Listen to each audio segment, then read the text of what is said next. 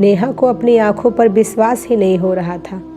दरवाजे की झिर्री से आंख सटाकर उसने ध्यान से देखा तो जेठ जी को अपनी ओर देखते उसके होश फाख्ता हो गए। अगले ही पल उसने थोड़ी सी ओट लेकर दरवाजे को झटके से बंद कर दिया, मगर थोड़ी देर बाद ही चर्र की आवाज़ के साथ चरमराते दरवाजे की झिर्री फिर जस के तस हो गई। तनिक ओट में जल्दी से कपड़े पहन नेहा बाथरूम से बाहर निकली। सामने वाले कमरे में जेठ जी जा चुके थे। नेहा का पूरा शरीर थर्रा रहा था। क्या उसने जो देखा वह सच है? क्या जेठ जी इतने निर्लज्ज भी हो सकते हैं? अपने छोटे भाई की पत्नी को नहाते हुए देखना, छी, उन्होंने तो मर्यादा की सभी सीमाएं ही लांघ ली। नेहा सोचते जा रही थी।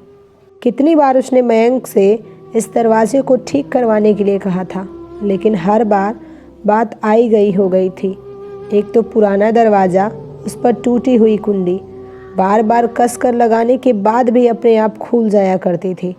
उसने कभी सोचा भी न था कि उस छेदे से उसे कोई इस तरह देखने की कोशिश कर सकता है।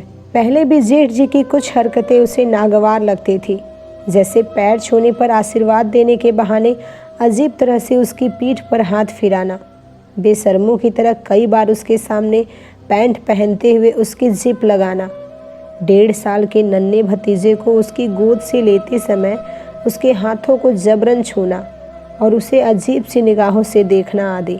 नई नई शादी की सकुचाहट में वह मयंक को भी कुछ नहीं बता पाती। कई बार उसे खुद पर संशय होता कि क्या उसका शक सही है या फिर यह सब सिर्फ वहम है। जल्दीबाजी में कोई निर्णय कर वह किसी गलत नतीजे पर नहीं पहुंचना चाहती थी, क्योंकि यह एक बहुत ही करीबी रिश्ते पर प्रश्न चिन्ह खड़ा करने जैसा था। लेकिन आज की घटना ने उसे फिर से सोचने पर विवश कर दिया। घर के आंगन से सटा एक कोने में बना यह कमरा यूँ तो अनाज की कोठी, भारी संदूक व पुराने कूलर आदि रखने के काम आता था, परंतु रेलवे में पदस्थ सरकारी कर्मचारी उसके जेठ अपनी नाइट ड्यूटी के बाद शांति से सोने के लिए अक्सर उस कमरे का इस्तेमाल किया करते थे। हालांकि घर में 4-5 कमरे और थे, लेकिन जेठ जी इसी कमरे में पड़े एक पुराने दीवान पर बिस्तर लगाकर जब तब सो जाया करते थे। इस कमरे से आंगन में बने बाथरूम का दरवाज़ा स्पष्ट दिखाई देता था। आज सुबह भी ड्यूटी से आए जेठ जी इसी कमरे में सो गए थे। उनकी बदनीयत से अनभिज्ञ नेहा सुबह के सभी कामों को निपटाकर बाथरूम में नहाने चली आई थी। नेहा के मन में भारी उथल पुथल मची थी। क्या इस बात की जानकारी उसे मयंक को देनी चाहिए या अपनी जेठानी माला से इस बारे में बात करके देखना चाहिए? लेकिन अगर किसी ने उसकी बात पर विश्वास नहीं किया तो मयंक तो अपने बड़े भाई को आदर्श मानता है, और भाभी भी कितनी भली महिला है। अगर उन्होंने उसकी बात पर विश्वास कर भी लिया तो बेचारी यह जानकर कितनी दुखी हो जाएंगी। दोनों बच्चे तो अभी कितने छोटे हैं। नहीं नहीं, यह बात वह घर में किसी को नहीं बता सकती। अच्छा भला घर का माहौल खराब हो जाएगा।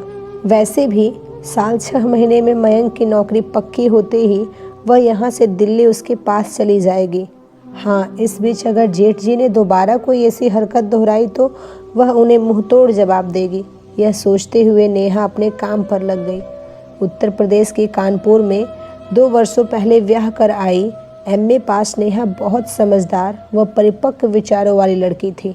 उसके पति मयंक दिल्ली में एक कंपनी में बतौर अकाउंट्स ट्रेनी का काम करते थे। अभी फ़िलहाल कम सैलरी व नौकरी पक्की ना होने के कारण नेहा ससुराल में ही रह रही थी। कुछ पुराना पर खुला खुला बड़ा सा घर किसी पुरानी हवेली की याद दिलाता सा लगता था। उसमें जेठ जेठानी और उनके 2 छोटे बच्चे, यही नेहा की ससुराल थी। यहाँ उसे वैसे कोई तकलीफ नहीं थी, बस अपने जेठ का दोगलापन नेहा को जरा खलता था। सबके सामने प्यार से बेटा बेटा कहने वाले जेठ जी जरा सी ओट मिलते ही उसके सामने कुछ अधिक ही खुलने का प्रयास करने लगते, जिससे वह बड़ी ही असहज महसूस करती। स्त्री सुलभ गुण होने के नाते अपनी देह पर पड़ती जेठ जी की नज़रों में छिपी कामुकता को उसकी अंतर्दृष्टि जल्द ही भाप गई थी। इसीलिए जेठ जी से सदा ही वह एक आवश्यक दूरी बनाए रखती थी। होली आने को थी। माला और बच्चों के साथ मस्ती और खुशियाँ बिखेरती नेहा जेठ जी के सामने आते ही एकदम सावधान हो जाती। उसे होली पर मयंक के घर आने का बेसब्री से इंतजार था। पिछले साल होली के वक्त वह भोपाल अपने मायके में थी, सो मयंक के साथ उसकी यह पहली होली थी। होली के 2 दिनों पहले मयंक के आ जाने से नेहा की खुशी दोगुनी हो गई। पति को रंगने के लिए उसने बच्चों के साथ मिलकर बड़े जतन से एक योजना बनाई, जिसकी भनक भी मयंक को नहीं पड़ने पाई। होली वाले दिन मोहल्ले में सुबह से ही बच्चों की धमा चौकड़ी शुरू हो गई थी। नेहा भी सुबह जल्दी उठकर भाभी के साथ घर के कामों में हाथ बटाने लगी। जल्दी जल्दी हाथ चला नेहा, 10-11 बजे से मोहल्ले की औरतें धावा बोल देंगी। कम से कम खाना बन जाएगा तो खाने पीने की चिंता नहीं रहेगी। जेठानी की बात सुन नेहा दोगुनी फुर्ती से काम में लग गई। थोड़ी ही देर में पूड़ी, कचौड़ी, दही वाले आलू, मीठी सेवैया और अरवी की सूखी सब्जी बनाकर दोनों देवरानी जेठानी तैयार हो गई। भाभी मैं ज़रा इनको देख कर आती हूँ, उठे हैं या नहीं। हाँ जा, पर ज़रा जल्दी करना, माला मुस्कुराते हुए बोली। कमरे में घुसकर नेहा ने सो रहे मयंक के चेहरे की खूब गति बनाई और मज़े से चौक में आकर अपना बचा हुआ काम निपटाने लगी। इधर मयंक की नींद खुलने पर सभी उसका चेहरा देखकर हंसते हंसते लोटपोट हो गए। हैरान मयंक ने बरामदे में लगे कांच में अपनी लीपी पुती शक्ल देखी तो नेहा की शरारत समझ गया। भाभी नेहा कहाँ है? भाई तुम्हारी बीवी है, तुम जानो, मुझे तो सुबह से नज़र नहीं आई। भाभी ने हंसते हुए जवाब दिया। बताता हूँ उसे, ज़रा मिलने दो, अभी तो मुझे अंदर जाना है। हाथ से फ्रेश होने का इशारा करते हुए वह टॉयलेट में जा घुसा। इधर नेहा भाभी के कमरे में जा छिपी थी। फ्रेश होकर मयंक ने ब्रश किया और होली खेलने के लिए बढ़िया सफ़ेद कुर्ता पजामा पहना। भाभी नाश्ते में क्या बनाया है? बहुत ज़ोरों की भूख लगी है, फिर दोस्तों के यहाँ होली खेलने भी निकलना है, मयंक ने भाभी से कहा। इस बीच उसकी निगाहें नेहा को लगातार ढूंढ रही थी। मयंक ने नाश्ता खत्म ही किया था कि भतीजी खुशी ने उसके कान में कुछ फुसफुसाया। अच्छा। मयंक उसकी उंगली थामे उसकी बताई जगह पर आंगन में आ खड़ा हुआ। बताओ कहाँ है चाची? पूछने पर 1 मिनट चाचा कहते हुए खुशी उसके हाथ छोड़कर फुर्ती से दूर भाग गई। इतने में पहले से ही छत पर खड़ी नेहा ने रंग से भरी पूरी की पूरी बाल्टी मयंक पर उड़ेल दी। ऊपर से अचानक होती रंगों की बरसात में बेचारा मयंक पूरी तरह नहा गया। उसकी हालत देखकर एक बार फिर पूरा घर ठहाकों से गूंज उठा।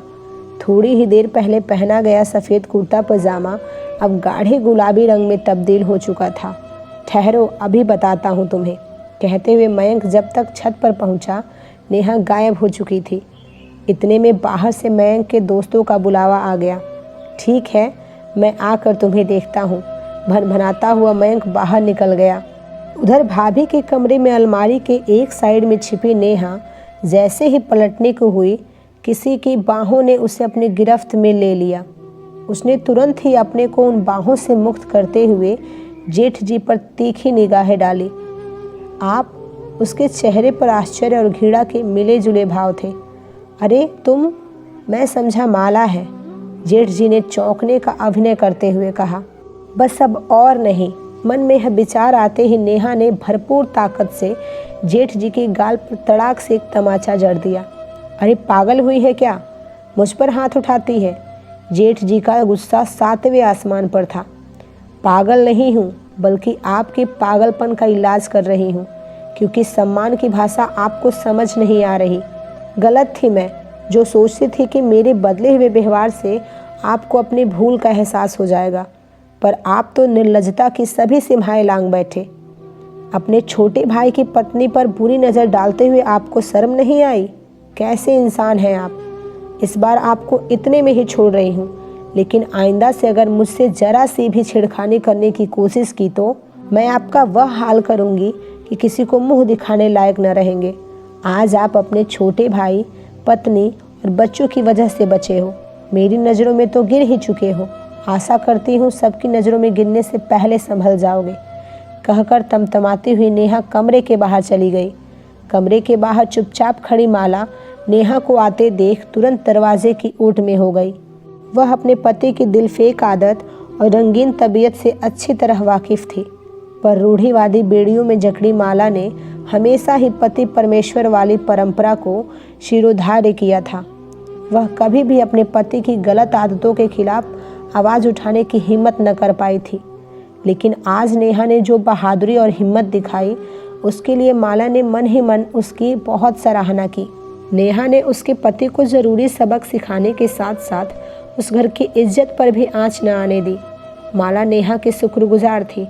उधर कुछ देर बाद नहाकर निकली नेहा अपने गीले बालों को आंगन में सुखा रही थी। तभी पीछे से मयंक ने उसे अपने बाजू में भरकर दोनों मुट्ठियों में भरा रंग उसके गालों पर मल दिया। पति के हाथों प्रेम का रंग चढ़ते ही नेहा की गुलाबी गालों की रंगत और सुर्ख हो चली और वह शर्मा कर अपने प्रियतम के गले लग गई। यह देखकर सामने से आ रही माला ने मुस्कुराते हुए अपनी निगाहें फेर ली। तो दोस्तों, यह थी हमारी आज की कहानी। आपका क्या कहना है इस कहानी के बारे में? कमेंट करके ज़रूर बताएं। वीडियो को लाइक करके चैनल को सब्सक्राइब कर लीजिए। साथ में घंटी को दबाकर ऑल पर सेट कर लीजिए ताकि आने वाली वीडियोज़ आपको तुरंत मिले। मिलते हैं एक और नए वीडियो में। तब तक के लिए धन्यवाद।